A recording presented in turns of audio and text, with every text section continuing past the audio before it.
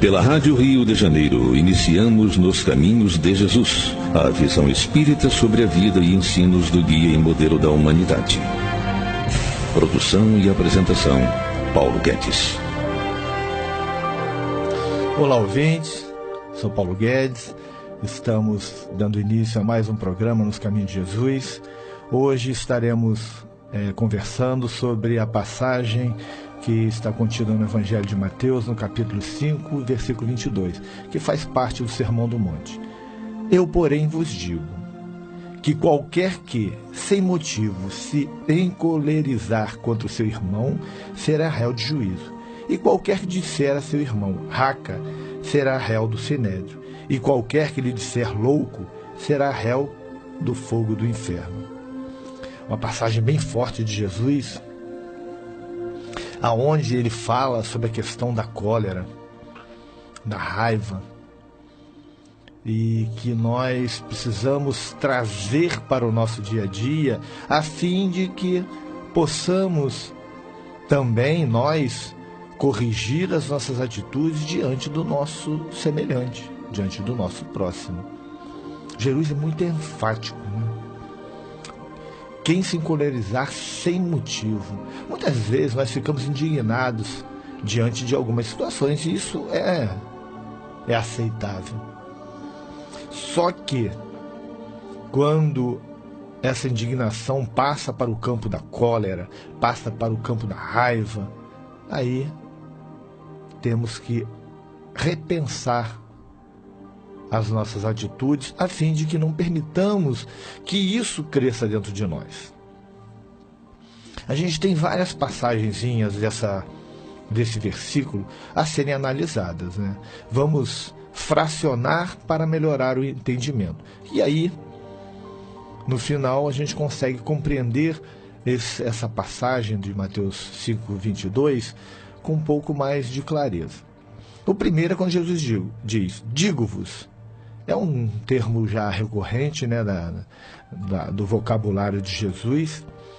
E a gente observa que os rabinos citavam as tradições como autoridade na qual baseavam sua interpretação da lei. Os rabinos eram aqueles que faziam a interpretação da lei. Jesus, porém, falou por sua própria autoridade. E esse fato distinguia seu ensino dos rabinos, o que o povo observou sem muita dificuldade. O povo começou a observar que Jesus, ele falava porque tinha autoridade moral, porque o seu agir estava plenamente de acordo com aquilo que ele falava. Ele vivenciava as leis de Deus na íntegra. Quando a gente analisa os rabinos, os doutores da lei, os escribas, os fariseus, a gente observa que o verbo não estava alinhado com as atitudes, porque eles falavam e agiam de forma diferente. E muitas vezes, o que é bem pior, interpretavam a lei de forma equivocada para justificar as suas próprias atitudes. Isso eu já venho falando nos outros programas. É uma coisa que não podemos deixar passar. A gente observa que no tempo do judaísmo, na época de Jesus, isso era comum, era muito comum. A gente vê aqueles representantes da religião pegando o Velho Testamento, o Torá, fazendo análise, que era a função deles, né, de interpretar a lei de forma tendenciosa ou equivocada.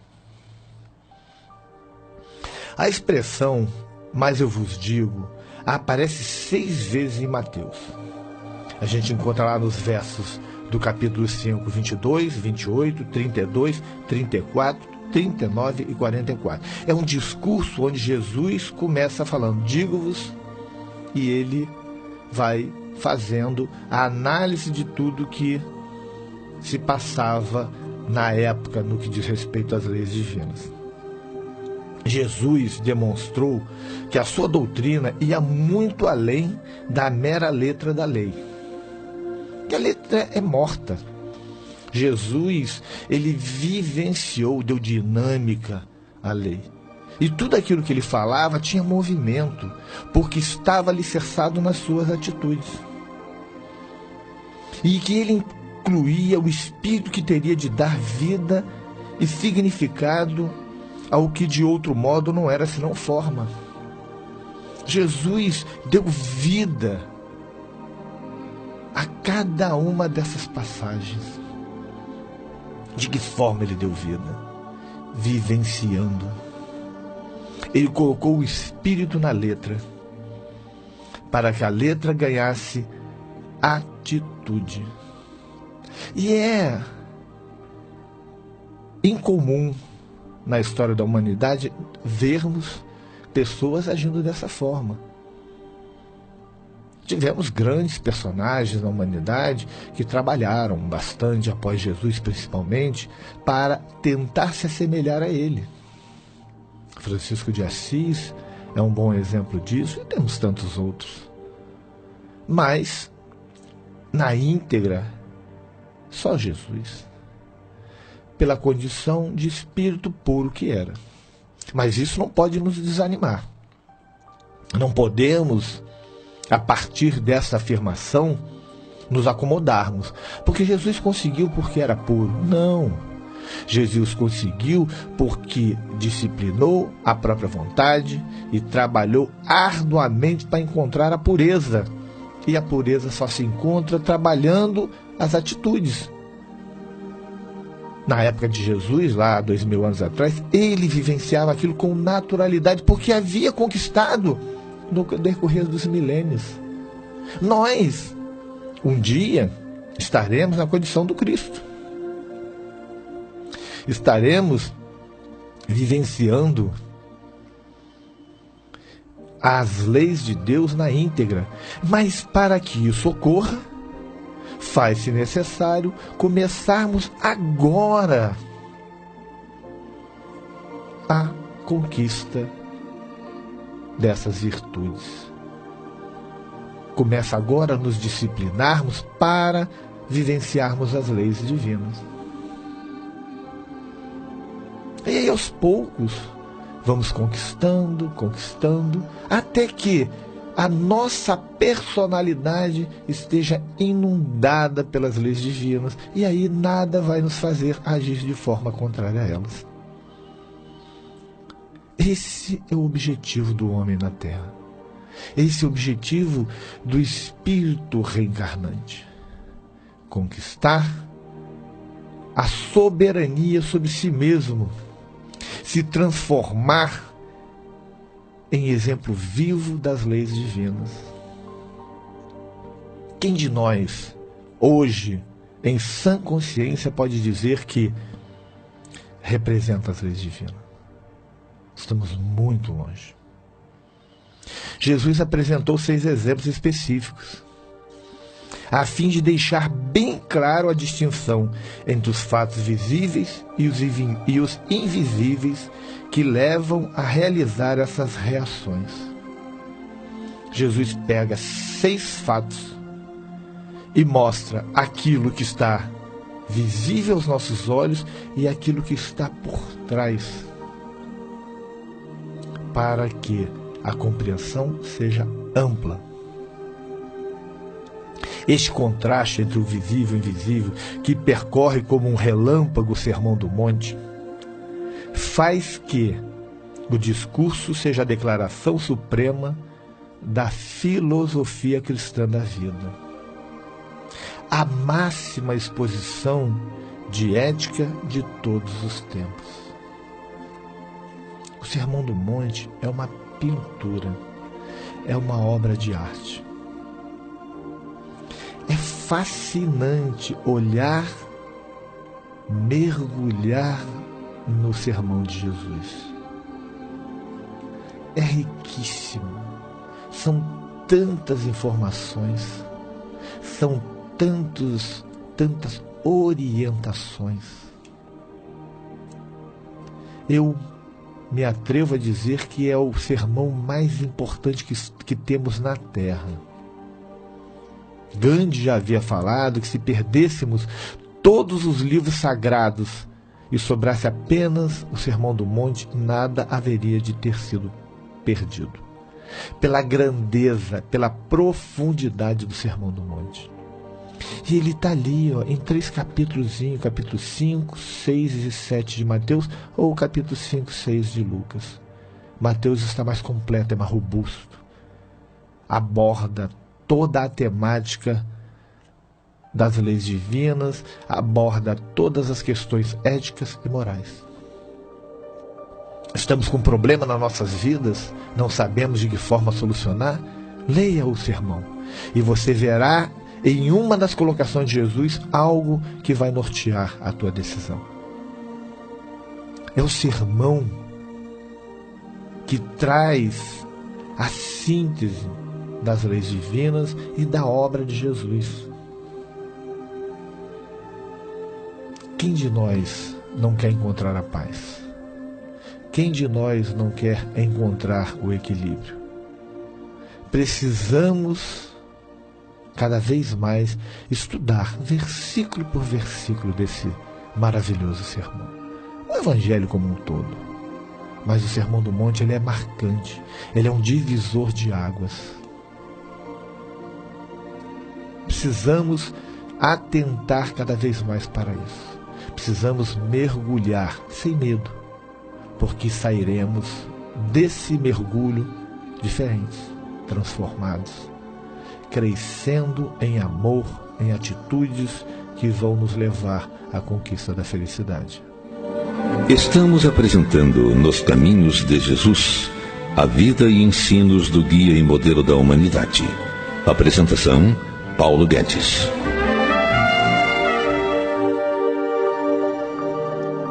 E a gente vai continuando lendo cada trecho desse versículo.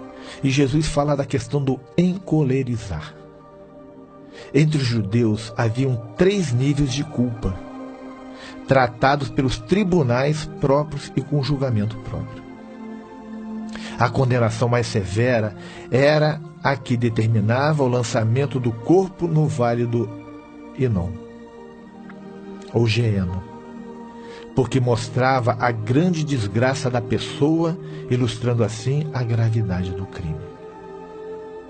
Para Jesus, a ira indicava falta de amor. O amor ao próximo foi classificado por ele como o segundo mandamento em importância. Amar a Deus sobre todas as coisas e o próximo como a ti mesmo. A segunda referência é o amor ao próximo. Observem. E quando nós estamos falando em cólera, em ira, o amor não está presente. Precisamos trabalhar o nosso íntimo para modificar isso. Cólera deve ser banida das nossas vidas. A ira deve ser banida das nossas vidas. E Jesus continua lá falando o seu discurso. Tolo, está escrito lá. Existem alguns sentidos para essa palavra que nós podemos avaliar agora como possíveis. Palavra sem sentido, interjeição, som que indica ódio, mas sem definição própria. É uma das possibilidades. A segunda, equivalente, mas sem o mesmo significado, ao grego su, que tem o sentido de você, mas às vezes com ódio manifesto no tom da voz. É falar você com ódio, colocando sentimento naquilo que está se falando, um sentimento negativo. O terceiro, cuspir, termo usado para os heréticos, porque era um tipo de ofensa. O quarto, vão, provavelmente com sentido de tolo. Essa é a ideia mais comum e tem ilustração no Antigo Testamento, em Juízes 9, capítulo 9, versículo 4, capítulo 11, versículo 3, e em Provérbio, capítulo 2, versículo 11. Lá, o termo é esse, vão com o sentido de tolo. E a gente vai continuando. E vamos encontrar a questão nécio, que no grego é raka. Sem dúvida, uma transliteração do aramaico rega, hebraico regah, que significa sem valor, estúpido. É uma vigorosa expressão depreciativa. Na literatura rabínica, reka aparece como a exclamação de um oficial quando um subalterno não lhe fez a saudação devida. O cristão deve tratar com respeito e ternura ainda ao mais ignorante e degradado. Nós não temos o direito da ofensa. Nós, por entendermos, principalmente nós espíritas, que somos todos irmãos, temos que tratar com respeito e ternura o mais ignorante, o mais degradado, qualquer uma das criaturas que tenha incorrido em qualquer erro. Porque temos que pensar que um dia podemos estar na mesma situação. E a gente vai continuando, Jesus falando, louco, do grego moros, que significa estúpido, tonto, sugerindo-se que a palavra moros é a transliteração do vocábulo hebraico moreh, contencioso, rebelde, contumaz, ao passo que raka expressa desprezo pela inteligência de um indivíduo, ou melhor, por a falta de inteligência do indivíduo. Raka era uma ofensa chamando a pessoa de ignorante, no termo popular de burro. Moros, tal como se emprega aqui, expressa desdém pelos motivos do indivíduo. É desdenhar aquilo que o indivíduo está falando, daquilo que ele está agindo, da maneira. É deixar a pessoa como um nada. No primeiro caso, se chama estúpido o indivíduo. No segundo, se denomina preguiçoso ou impostor, o qual implica que se porta neciamente por motivos diversos. E a gente via isso, né, na antiguidade e ainda vemos hoje com bastante recorrência.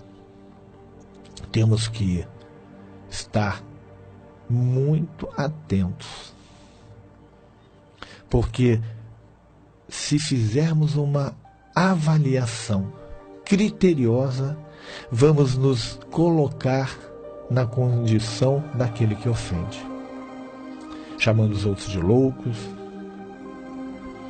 chamando de nécio, chamando de tolo, e alguns termos que não são nem repetidos aqui por nós.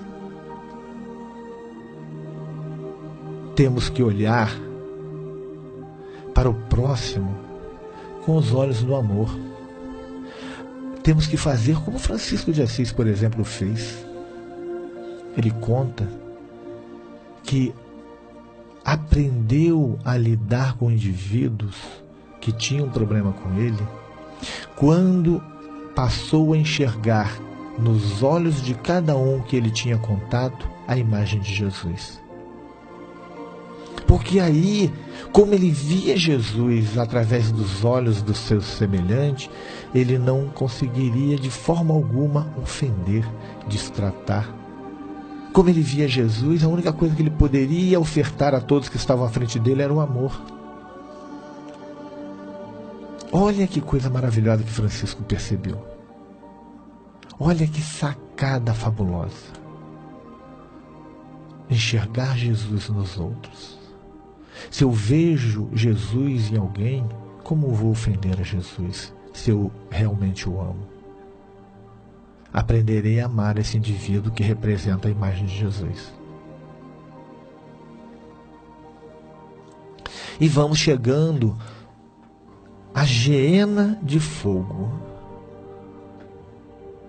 Geena de Fogo era um vale ao sul de Jerusalém, para o qual se deitava todo o lixo da cidade. Era um lugar onde se jogava o lixo e se tacava fogo. Na realidade, era um lugar onde o fogo permanecia aceso o tempo todo, porque queimava o lixo o tempo todo. Lá, em tempos anteriores, faziam sacrifício ao deus Moloque. No tempo onde ainda se vivia, cultuando outros deuses, antes do judaísmo fazer a grande conversão para o Deus único, se cultuava lá o deus Moloque, fazendo sacrifício. Era considerado o símbolo do castigo dos maus, porque era um lugar onde o fogo ardia o tempo todo e as pessoas eram queimadas. Além do lixo, eram jogados ali corpos dos animais e dos criminosos, porque os criminosos não tinham direito a enterro. Eram jogados ali. Então representava o lugar de expurgo do que não prestava. Quando Jesus diz que aquele que ofender, aquele que se encolerizar, será jogado na Geena, ele faz uma demonstração clara da gravidade do caso. Não que literalmente as pessoas, por fazer isso, seriam jogadas lá, mas para mostrar a gravidade do fato de ofender alguém. Porque como lá era um lugar de banimento, de expurgo dos criminosos, das pessoas de má vida, Jesus, usando a cultura popular, demonstra a gravidade daquilo que ele estava relatando.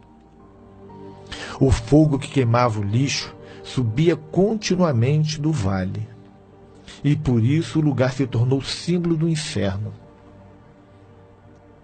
Por isso que se fala do inferno que queima o tempo todo. É uma referência a Geena, o Vale do Idom.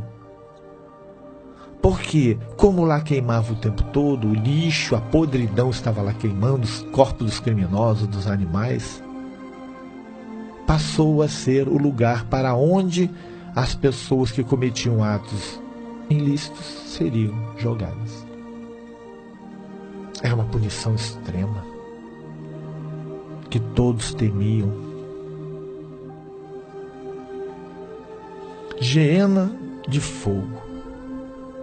Literalmente, era esse o termo.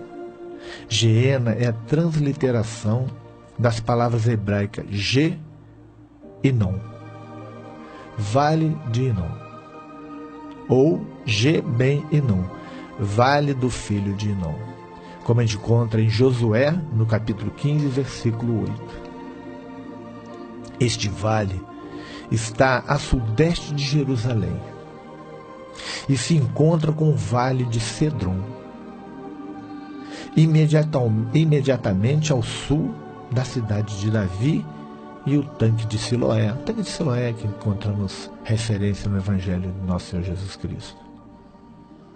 Jeremias, no capítulo 19, versículo 2, fala sobre isso. O ímpio, rei Acais, parece ter iniciado, nos dias de Isaías, o bárbaro costume pagão de queimar os meninos, oferecendo a Moloque, num ato chamado Tofete, no Vale do Inom. Encontramos isso também lá na segunda Crônicas, no capítulo 8, versículo 2, referência a isso. Esses ritos abomináveis se descrevem em Levítico,